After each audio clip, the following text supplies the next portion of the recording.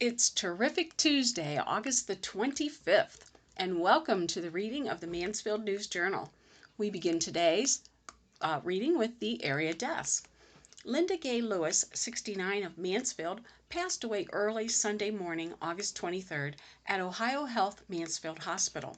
There will be no visitation or services observed. Gladys L. Moore, 80, of Mansfield, passed away Friday, August 21st, at her home. Calling hours will be from 4 to 7 p.m. Thursday, August 27th, at Werner Gompf Funeral Services, Mansfield. Funeral services will follow at 7 p.m. at the funeral home. Thomas Lee Matthew Sr., known as Bug, 76, of Mansfield, went home to rest on August 22nd at Ohio Health Mansfield Hospital after a brief illness. Friends may call from 5 to 8 p.m. Thursday, August 27th at the Diamond Street home of Wapner Funeral Directors, Mansfield.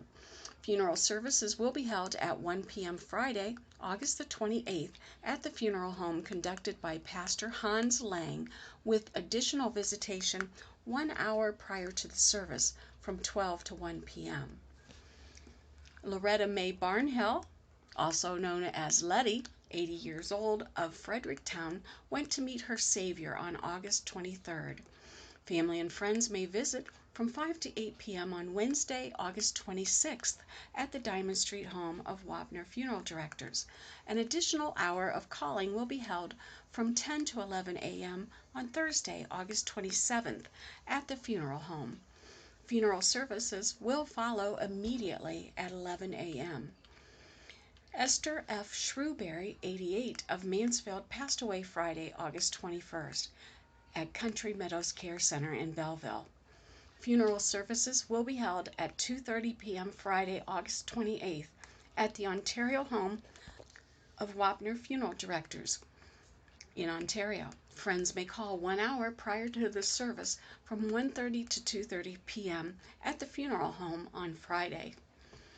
Virginia Dawn Scott, 91, passed away Saturday morning, August 22nd, in Bucyrus.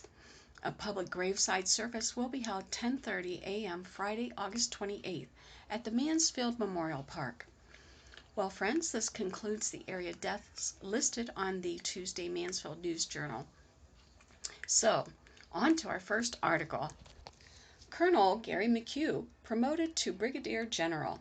In Columbus, Colonel Gary McHugh, a previous crew chief, pilot, and commander of the 179th Airlift Wing of the Ohio Air National Guard, earlier this month was promoted to the rank of Brigadier General during a promotion ceremony. While the outdoor location of the ceremony may have been chosen primarily to accommodate COVID-19 social distancing guidelines, the plaza in front of the Ohio National Guard's Joint Force Headquarters painted a perfect background setting for the starting point of McHugh's journey as a general officer, according to a news release from the Ohio National Guard. McHugh of Belleville joined the military in 1983 and is a command pilot with more than 5,000 flying hours and several deployments under his belt. McHugh said there has never been a time in his 37-year career that he's considered getting out and doing something else. From a young age, I wanted to fly. It's all I ever wanted to do, McHugh said. I believe had I not gone to flight school, I would have chosen a different path in the Air National Guard. I would have served regardless. McHugh has served in a variety of leadership roles that have prepared him for his new position as director of the Joint Staff for the ONG. In just the last 10 years, McHugh has served as the Ohio Air National Guard Director of Staff, Deputy Director of Air Operations at the Air National Guard Readiness Center at Joint Base Andrews, Maryland, and Commander of the 179th Airlift Wing in Mansfield. His wife Molly and their 4 daughters have been his #1 support, seeing him through each new challenge. As he heads into his new role as the director of the Joint Staff for the ONG, McHugh reflected on the advice and insight of leaders he learned from, worked alongside, and looked up to. As a junior officer and young pilot, he was told every step of his military career would be his choice to succeed or mess up, and with each new duty, he focused on that professionalism along with the fundamental core value of the Air Force, integrity. There's a reason integrity is our top core value. People make mistakes, but it's a matter of intent, McHugh said. Making an honest mistake and owning up to it makes all the difference, and it keeps us from becoming a one-mistake organization. As director of the Joint Staff, McHugh's job will be to ensure the organization stays on track and to act swiftly and decisively on behalf of the Adjutant General and the Governor to save lives, mitigate suffering, and prevent property damage during natural or man-made disasters and emergencies. He will be responsible for the integration and coordination of National Guard capabilities in support of the Homeland Defense mission and defense support to civil authorities operations, to include the oversight of more than 16,000 dedicated Army, Air, and State Defense Force personnel. Newly promoted McHugh assumes his new role as General Officer and says his direction is clear. Focus on the job at hand and be the best you can be in those duties. Moving on, Renaissance starts Ghostlight to raise funds by Mark Cottle. In Mansfield, the Renaissance Theater is asking for help. The Renaissance Performing Arts Association is beginning a fundraising campaign called Ghostlight. Currently, the organization has lost revenue approaching $425,000 because of the restrictions placed upon arts organizations during the COVID-19 pandemic. We certainly don't expect to fill that void with this campaign, CEO Mike Miller said. It's more about awareness, to keep the arts in those giving thoughts. Miller said the Renaissance has an annual budget of $1.5 million. It has received some funding and has relied on financial reserves during the shutdown caused by the pandemic. We need to be able to make up some of that revenue, Miller said. We haven't had the expenses, so there's some offset there, but certainly that's not sustainable over a long time. Renaissance officials are hoping to hear some good news from Governor Mike DeWine's office in the next day or two, but Miller said he has heard the industry still might need a couple of years to return to normal. Recovery could be slow, he said. We have to make sure we have the footing to go forward. In the Ghostlight campaign, the Renaissance officials are going back to an old theater term. It is theatrical tradition to have a ghost light, a single bulb on center stage enabling one to navigate the theater to avoid trips and falls over set pieces.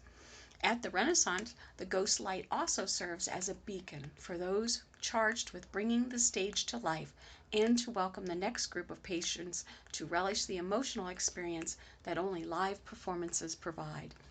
The original intent was the spirit of performers past could continue coming to the theater to perform when it's unoccupied, Miller said. If you didn't have a ghost light, the spirits would be upset. The Renaissance is asking the community to be our light and donate to the Ghost Light campaign. The funds will be used for a multitude of expenses and repairs, such as $10,000 for fixing broken curbs and steps, $6,000 for repairing plumbing issues, $1,750 to purchase a box office printer, and $200 to clean and repaint the outside and interior doors. There are many other needs which can be found at the renttickets.org/be-our-light. Donations are accepted on the website as well as by mail to Renaissance Performing Arts, 138 Park Avenue West, Mansfield, Ohio, 44902, or by calling the box office at 419-522-2726. The Renaissance also welcomes patrons to support by attending one of the Ren Backlot productions. These are held outside of the theater and offer safe entertainment. You Can't Stop the Beat, the best of the Wren's Broadway series, will be held at 9 p.m. August 21st and 22nd. Ain't Misbehavin' will be held at 9 p.m. August 28th and 29th. The film Labyrinth will be shown at 9:30 p.m. September 4th, and Dancing in the Street, the Motown Sound, will be held at 8:30 p.m. September 11th and 12th. Labyrinth is priced at $15 per car, and the live productions at $25 per car. Tickets can be purchased at www.ren-tickets.org or by contacting the box office. For complete health and safety plans of the Renaissance, go to rentickets.org/COVID-19. Well, up next, Most Wanted, 4 sought by authorities. In Mansfield, 4 people are being sought this week by the U.S. Marshals in this week's Most Wanted series. Jeffrey Siren, 31, is 6 foot 3 inches tall, weighs 170 pounds, with blonde hair and blue eyes. Siren is wanted on a charge of failure to register as a sex offender. He has ties to the Mansfield area. Jerome Clemens, 42, is 5 feet 9 inches tall, weighs 168 pounds, with black hair and brown eyes. He is wanted on a charge of parole violation on an original charge of possession of drugs. He has ties to the Mansfield area.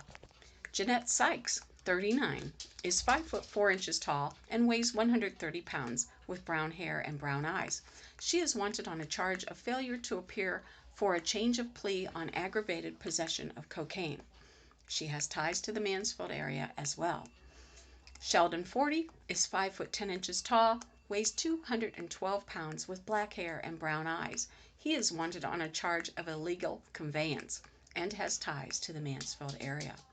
Anyone with information on the whereabouts of any of the fugitives is asked to call the Richland County Division of the Northern Ohio Violent Fugitive Task Force at 419-774-3565 or call 866-4-WANTED.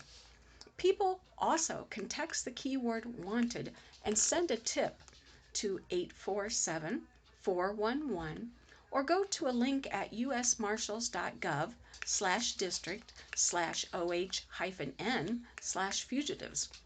Reward money is available, but tipsters also can remain anonymous. Well, good news. The Beauty Bar opens in downtown Mansfield. By Mark Cotto. As a former entertainer, Jasmine Webb appreciates a good manicure and pedicure.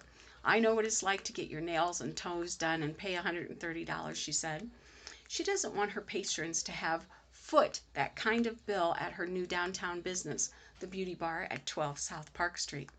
Webb and business partner Keisha Boone opened the full-service salon last week. My goal is to give everybody a great experience at a lower cost, Webb said. In addition to manicures and pedicures, Webb does waxing, styling, wigs, makeup, and spray tanning. She also has a line of retail products, including sugar scrubs for exfoliation. Boone, who was not available to comment for this story, is an esthetician. She specializes in facials, chemical peels, and related treatment. Boone also has her own line of clothing at the Beauty Bar. Keisha graduated last year, and we became good friends, Webb said. Neither of us has owned a business. I took my savings and my retirement money. Starting a business is risky at any time, even more so during the pandemic. It's definitely Russian roulette, Webb said. We can't hold back our dreams. Webb, who says she loves to help people, originally wanted a traveling business. Inspired by her 97-year-old grandmother, she wanted a salon to cater to elderly people at home or nursing facilities or to stay-at-home moms who were too busy to go to a salon. She took the long road to her new career, earning certification from the Apex Academy in Ontario after retiring from the entertainment industry in May 2019. I was 44 in a class of all 18 and 19-year-olds, Webb said. I almost gave up. She reminded herself of what she already has overcome. I'm a success story, Webb said. I'm a trans woman that fought the odds. The Beauty Bar also features a part-time massage therapist. Webb and Boone hope to bring in hairstylists next. They took over the building that previously housed the Sweat Club next to the Reindeer Grill. We looked at one another, one on Lexington Avenue. We looked at another one on Lexington Avenue. The other place had carpet, Webb said. She added the downtown location gives off the feeling of a New York loft with its high ceilings. Webb and Boone went to work, covering the windows with paper as they toiled to get the space ready for opening. Everybody's stopping by to see what's going on downtown, Webb said. She said business has been booming. Webb often reports to the shop at 8 a.m. and doesn't leave until 9:30 p.m. We're booking a week in advance, she said. We do take walk-ins if we're not too busy. Webb said she takes appointments by phone and text and will come in anytime for her customers. Her cell phone number is 419-496-6128. Boone's number is 419-566-9199. The number for the beauty bar is 567-560-3076. Webb said the business is observing COVID-19 restrictions by sanitizing regularly and not having more than 10 people in the beauty bar at any one time. She said there will always be a demand for beauty. I think if an atomic bomb went off tomorrow, women would still want to go out and get their hair done, Webb said. Everybody wants to look good. Well, let's move on. Up next, Independent Bookstore Day at Main Street Books by Zach Tuggle. Need a good excuse to go to the bookstore? If so, then August 29th is a date to put on your calendar. Independent Bookstore Day. Main Street Books at 104 North Main Street in Mansfield will be open noon to 4 that day with activities for the whole family, said Lana Fowler, the store's manager. She hopes for a big turnout. It's a day to celebrate the fact that we have these independent stores, Fowler said. They bring things to the community that big box stores can't. The event normally takes place every April but was postponed this year by the COVID-19 pandemic. Main Street Books, like many small businesses, was closed from the end of March to the middle of May. The weeks of isolation left many people with a lot of free time to read, but no way to access new books. The days felt like years. It was a while, Fowler said. Thankfully, Main Street Books could still help the community by shipping books that were ordered through the internet. Over the quarantine, we did fairly well online, Fowler said. We partnered with an online bookseller, so we get some of the profits from the sales. Opening the store again to the public made the late spring and early summer so much more special for the avid readers. It's been decently busy, Fowler said. It feels like people really wanted, at least at first, to be out of the house and to spend all of the money that they'd saved up. The socially distanced event, August 29th, could be the highlight of the community's summer of reading. It's a celebration of our customers, Fowler said. We get to offer them some fun stuff. There will be scavenger hunts, one for adults and one for kids, that can earn visitors discounts on purchases. There will be a kid-sized Dog Man selfie center. Plus, there will be many exclusive items for sale, including poetry collections, socks, candles, tote bags, and more. The Monster Paintings exhibit will be open for guests to enjoy. Everyone who attends will be required to wear a face mask. The main priority is to keep everyone safe. We have sanitizers all over the store, Fowler said. We've been cleaning things regularly. And in the news to continue, Ohio Genealogical Society boasts 20,000 yearbooks by Lou Whitmire. In Belleville, the Ohio Genealogical Society maintains the largest collection of Ohio high school and college yearbooks, roughly 20,000. And it's located in Richland County, just past Interstate 71 and Ohio 97 and Der Dutchman restaurant. Tom Neal, the library director of the Ohio Genealogical Society at 611 Ohio 97 West, said there are more than 600 school districts in Ohio currently, but Ohio has 2,674 schools back in 1914. Many of these yearbooks have over a 100-year run with their yearbooks. The OGS maintains a collection of yearbooks and annuals from Ohio's public and private schools at the elementary, middle school, high school, and college levels. There is one yearbook on file for the schools, and duplicates are taken to Allen County Public Library in Fort Wayne, Indiana. For researchers and the general public, a lot of things can be found in a school yearbook. Birth date, birthplace, nicknames, poetry, sporting accomplishments, student photos taken every year, family, associates, neighbors, Boy Scouts and Girl Scouts, and more. The early yearbooks and until the 1940s, some had birth dates listed in them. Genealogists love yearbooks. Yearbooks identify nearly everyone in a community of school age, place students in a grade which gives them a clue to their age, includes all the activities which our relatives participated, and yearbooks give researchers the names of friends and associates. Cousins often attend the same school, and many students meet their life partners while getting an education. OGS stores yearbooks on steel shelving in a tempered control, state-of-the-art facility. There is also an archival vault which is temperature controlled. Neal said the oldest yearbook is from 1876, and yearbooks come from all 88 Ohio counties. Most of the yearbooks are donated to OGS, Neal said. Neal, who resides in New London, said the yearbooks are used on site and cannot be checked out. The nonprofit organization charges a $5 fee to use the library for the day or a $40 annual membership. The yearbooks are listed alphabetically by city on the shelves in 2 rooms. Neal, who has served at the center since 1984, said Allen County Public Library in Fort Wayne, Indiana, has a national collection of yearbooks. The site is second largest genealogical library under Salt Lake City. A lot of people do research and look for mainly photographs of their grandparents and great-grandparents, Neal said. The Mansfield High School yearbook in 1900 to 1901 was a 5 by 7 inch booklet called The Winter Breeze. There was also The Spring Breeze. Yearbooks changed their names initially every year. In 1903, Mansfield High School yearbook was called The Moccasin. Then in 1907, it was changed to Oracle. In 1908, it was The Annual. And in 1924, The Mohegan.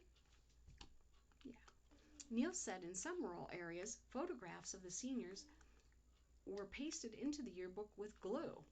The glue has worn over the years, and the yearbooks are fragile and in need of repair. For example, Findlay High School yearbook 1907 was made of soft paper and included essays and poetry students wrote. The yearbook was more tied to literature. It also included a photo of the basketball team in sports. The OGS yearbook collection includes St. Vincent St. Mary's High School, where LeBron James graduated. The OGS has the 2000 yearbook when he was a freshman. When asked if the OGS has a yearbook from Kenyon College class of 1949, in hopes of finding actor Paul Newman's photograph, Neal said, "Unfortunately, the library has few copies of Kenyon yearbooks, with it being so close to Gambier." People seem to be interested in early photographs of the stars, Neal says. It takes a little research to find them. The OGS, which moved into a new building in 2010, now has a full-time staff of 4, including a library director, digital librarian, an administrative assistant, and a library secretary. The Society remains a volunteer organization. Over 50 volunteers are on the regular duty list. OGS has a board of trustees that meets in person and through web meetings to serve and expand the society. The organization closed for more than a month during the coronavirus and reopened May 12th as a service industry. Aaron Turner, the yearbook librarian at the Ohio Genealogical Society, said he started volunteering at OGS in 2012 when he was in library school at Kent State University working on his Master's of Library and Information Science degree. Eventually, that turned into a work-study project of which I took upon revamping the OGS yearbook collection, which at that time had approximately 3,000 yearbooks. These books had been donated over the years by patrons and members of the library, with the main concentration of books in Richland County and surrounding counties since the library is located in Belleville, Turner said.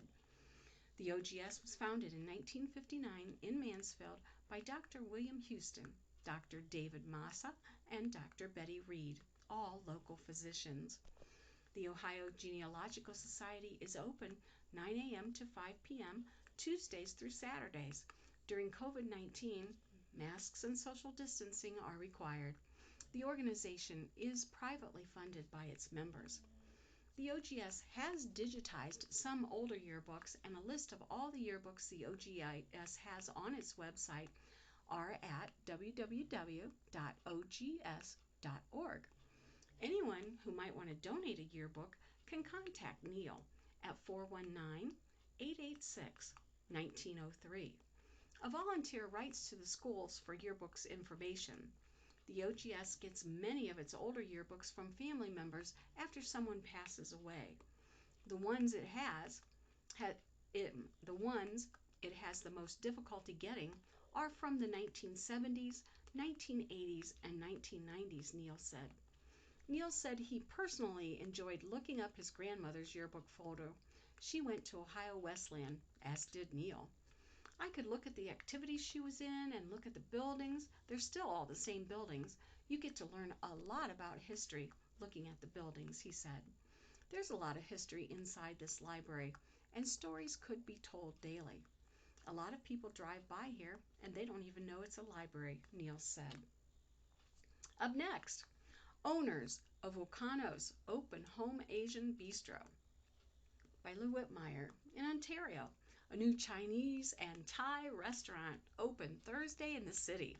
Home Asian Bistro at 2067 West 4th Street. The owners are familiar faces. Rachel Chen and her husband Paul Zhou also own and operate Wokano Japanese Steakhouse just down the road at 2284 West 4th Street. Thursday, they celebrated the opening of Home Asian Bistro at noon with Richland Area Chamber of Commerce and Economic Development officials and local dignitaries. The new restaurant offers traditional Asian fusion cuisine and Thai cuisine, Chen said. The couple, who came to Richland County from New York in 2006, initially operated Wokano at the site of Thursday's ribbon cutting before moving Wokano's down the road to another location due to the increase of customers and need for more space. Chen said about 9 people have been hired with the opening of their second restaurant. The menu offers fried rice and noodle entrees, pad thai, fried rice, Chinese classics, and traditional Thai. There is an array of appetizers, soups, and desserts, the latter including fried cheesecake and exotic bamba, which is mango passion fruit raspberry sorbet covered with white chocolate and drizzled with chocolate. Fusion favorites include sizzling duck, fried red snapper, Szechuan seafood, phoenix and dragon, jade scallops, and more. Dignitaries included Miss Ohio Carolyn Grace Williams, Ontario Mayor Randy Hutchinson, and local community leader Doc Stumbo. Customer Ilhami William, the business is open.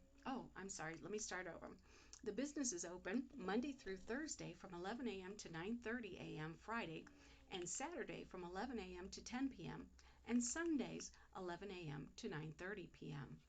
The new restaurant offers inside dining and pickup. To place an order, call 567-560-8009. Let's move on to local briefs. Portion of Ohio Street in Mansfield is closed for sewer work. Ohio Street, between Poplar Street and Lind Avenue, is closed for sewer repairs. It's expected to reopen by the end of the workday Thursday, barring any unanticipated problems. Shelby Food Pantry on Wednesday. The food pantry of the First Lutheran Church, 33 Broadway in Shelby, will be open this Wednesday. The pantry hours begin at 9 a.m. and is free to anyone. It is curbside pickup only. Call 419-347-7675 to schedule a time and let the church know what is needed. There are a variety of foodstuffs and household commodities available. Power of Purse going virtual. The 9th annual Power of the Purse, benefiting the United Way of Richland County, will be a virtual event this year, focusing on a silent and live auction of designer handbags, as well as jewelry, gift cards, and much more. The silent auction goes live on September 3rd and ends September 11th with a streaming live auction. To learn more, call 419-525-2816 or visit the Power of the Purse for Richland County Facebook page. Upcoming meetings: Richland County Joint Veterans Council at 7 p.m. tonight at the AmVets Post number 26, 1100 West 4th Street. In Mansfield, Richland County Board of Developmental Disabilities will meet at 11:30 a.m. Wednesday in the Administration Building, 314 Cleveland Avenue in Mansfield. North Central State College Board of Trustees will meet at 5:30 p.m. Wednesday via Zoom. People interested in attending via Zoom should contact Stephen Williams at swilliam@ncstatecollege.edu or 419-755-4811. The Madison Local Board of Education meets 6 p.m. Wednesday, Madison Middle School at 1419 Grace Street. Well, my friends, thank you for allowing me to read for you this day's Mansfield News Journal for Tuesday, August 25th. You please stay safe, and if you can, stay in, be blessed, and make it a great day.